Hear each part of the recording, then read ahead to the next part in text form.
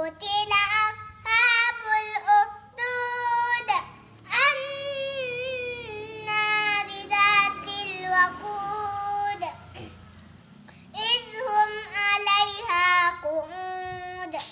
وهم على ما يفعلون بالمؤمنين شهود وما نقموا منهم إلا أن يؤمنوا بالله العزيز الحميد الذي له ملك السماوات والأرض والله على كل شيء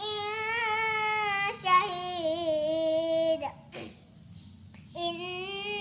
الذين فتنوا المؤمنين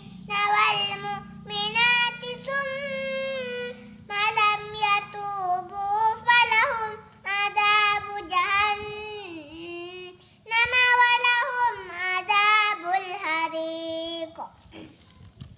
إن الذين آمنوا وعملوا الصالحات لهم